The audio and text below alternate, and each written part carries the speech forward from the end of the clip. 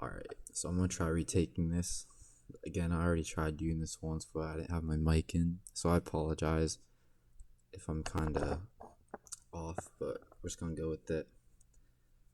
Okay, so some things that have been helping me recently kind of step more into my full potential as a young adult and just as a person, really, and just like really finding my way after being lost for quite some time is just really kind of owning that I do know what is best for me and like kind of like ignoring the noise around me, if that makes sense. Like, everybody thinks that they know what's right for everybody, and I'm just starting to realize that, like, really, only you know what's best for you, only I know what's best for me, and it can be different, right? Because if you think about it, I'm just gonna hold it up here just so you can hear me better. But if you really think about it, we all have our own genetics. Um, we all have our own DNA, soul, if you believe in that. Um, we're all unique, right? And I believe that, what we tell ourselves on a subconscious level actually creates and influences our reality. And if you guys have heard about like the law of assumption, law of attraction, you guys would be familiar with what I'm trying to say.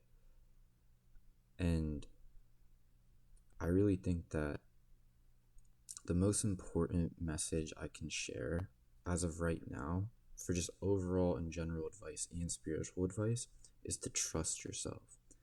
Trust yourself that you know what's good for you. And I mean that in terms of like what you eat, what you consume. If you do decide to drink any alcohol, and if so, how often? If you do decide to smoke weed, and if so, how often?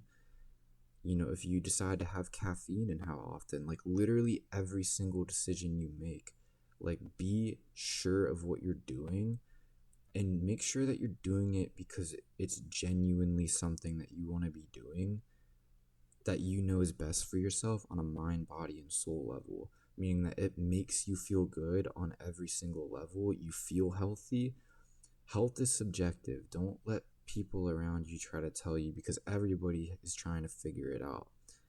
Everybody's like, the people that think that they know it all trying to tell other people what to do just because it works for them, which it very well might work for them. It doesn't mean it's going to work for you. And if you have people around you that don't understand that, it can be very hard to stay in your own knowing, right? Because then you start to doubt yourself. And that gets into a whole nother thing where, like, I believe that the reason why you could still, like, develop diseases and some things doing stuff that you know is good for you is because of those external influences that think that they know it all.